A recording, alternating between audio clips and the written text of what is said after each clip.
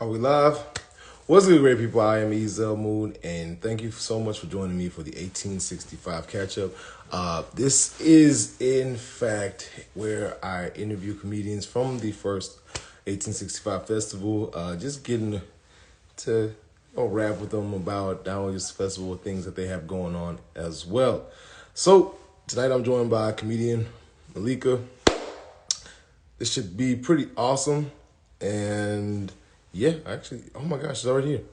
Cool. All right. Cheers. Back to 1865 Festival. Hey, hey. What's up? What's up?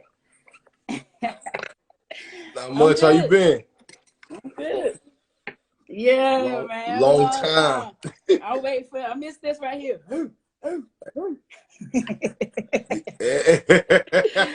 Did that the whole festival. I thought I Yeah. was a cute by the time I finished dealing with you.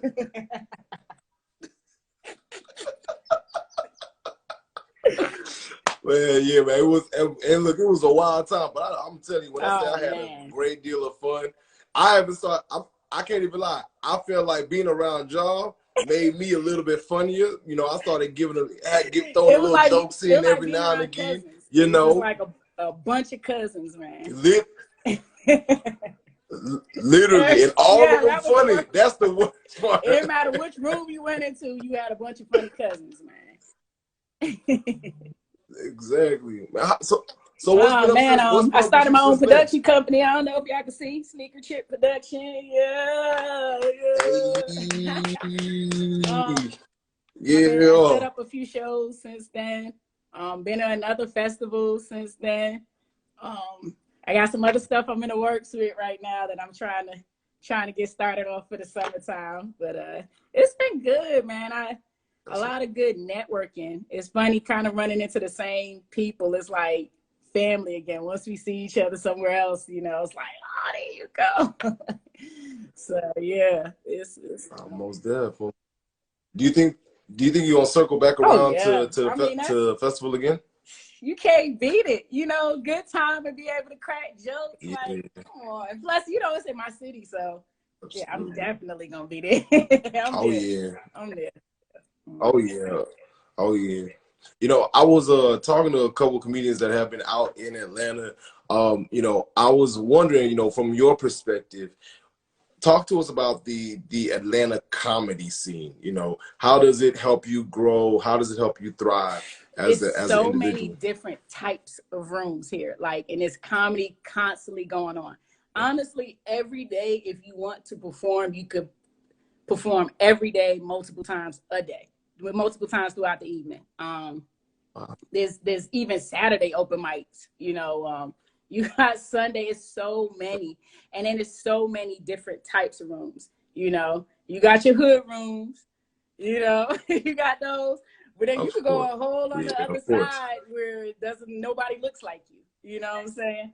So you could try out. You can go from Yeah, one end yeah. to the next within the same evening. You know what I'm saying? With the exact same jokes, it'd be like, all right, Ooh, it worked for one, yeah. but it didn't work for other, or it may work for both. So you Uh, got plenty of chances to work. mm, That does not mean I want y'all to come down here, though. most That of doesn't mean that don't mean that at all.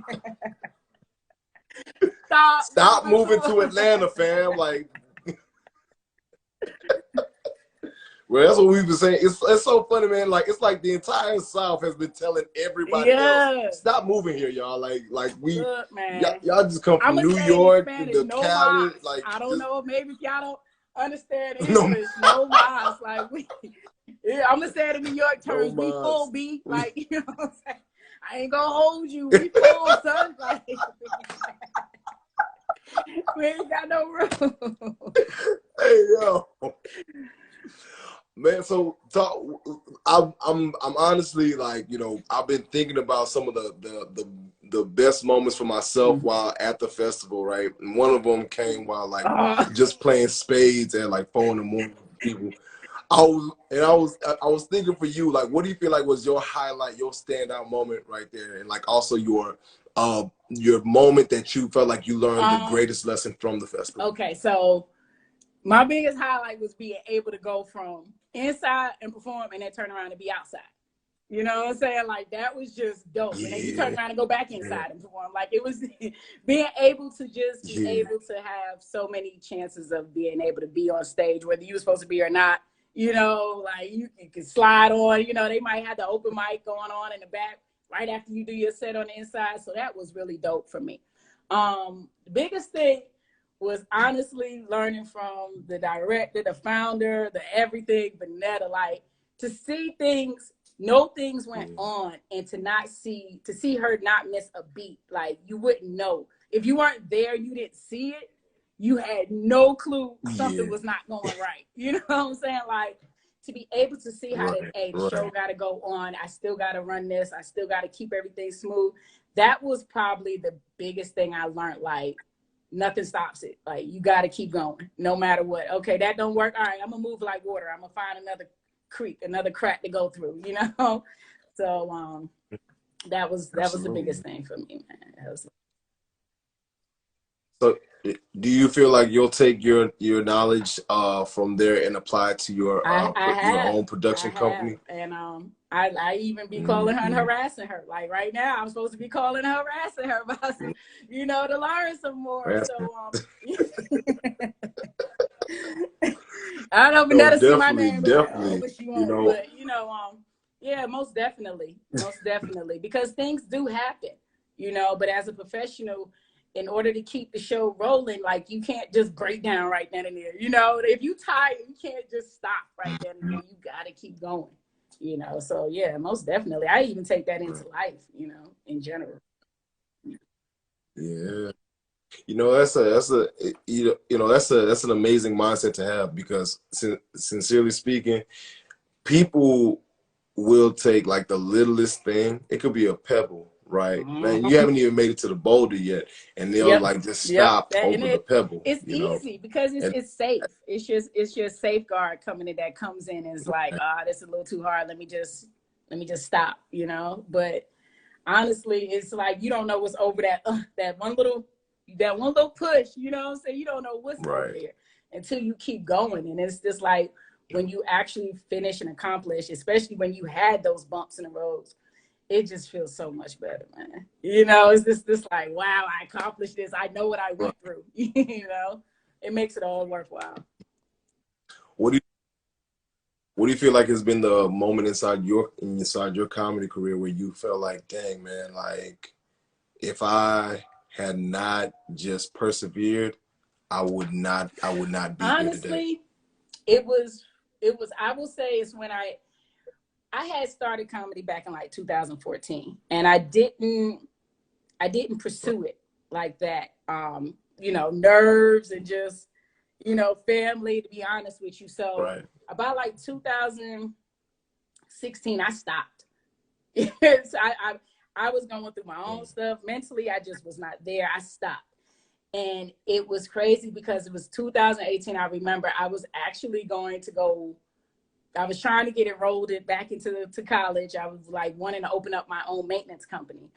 And I had thought I had everything, but it was just something that kept stopping me. And at that moment before that, I had asked, like, I wonder if should I go back into comedy? And I went to go put that last paper in, and it rejected me. It wanted me to change a whole bunch of stuff on like my taxes. And I'm like, dude, that's red flags. I'm not going to be audited by the IRS. So I went ahead, and when I did that, when I was just like, forget it. I got it. I had already put in, but I had put in a while back for Laughing Skull. And that's kind of where I started at for open mic. And that day it came through, and I was just like, okay, maybe this is my sign. And I told myself when I got back on that stage in 2018, I wasn't going to stop. And I'm glad I have it, because ever since then, every year it has elevated.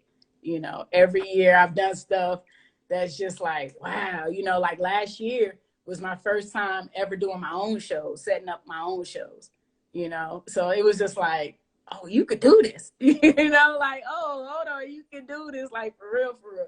And I just look back that I'm glad that I didn't just give up on it, you know. I'm glad I didn't, because, yeah, I wouldn't be here right now talking to you if I did. No, most definitely. This is, you know, that, like I said, perseverance, man. Like making sure that you hold in your mind that nothing's gonna stop me. You know, it's crazy the And limits that we'll that's set the on thing. ourselves. We You gotta know, realize. and I have really, to remind myself every morning. I remind myself like there's no limits, but the limitations I put on myself. Like they say, sky's the limit. That's not even a limit. You know, their sky. It's beyond. It could go beyond the sky. You know what I'm saying? We've seen that. So it's like there is no limit, but the limitations you put on yourself. And every morning I have to literally remind myself that, because you get that little person in your head. So if you don't know anybody that did it, or you haven't done it, it's gonna pop up ever so often and creep up and be like, nah, you can't do this, or nah, it's too hard, just let it go. And so it's a constant reminder every day. You gotta tell yourself, man, there's no limits but the limitations I put on myself, man. What do you feel like are your goals for your production I want to company? get to the point where, I mean, I have so many different goals for this production company, to the point where it's from content creating, because I already do that, but I'm putting that under there, to where I even want to be able to not just do my own big shows and big venues, but movies, you know, bringing in other people and doing movies, you know, eventually. That's where I want it to get to. So, yeah. Oh, it's definitely gonna happen. Let me know if you need me. You I'm know, right there, especially if I'm gonna do a stomp the yard 4 right there. I know I got you. Stomp the yard 4. Hey yo.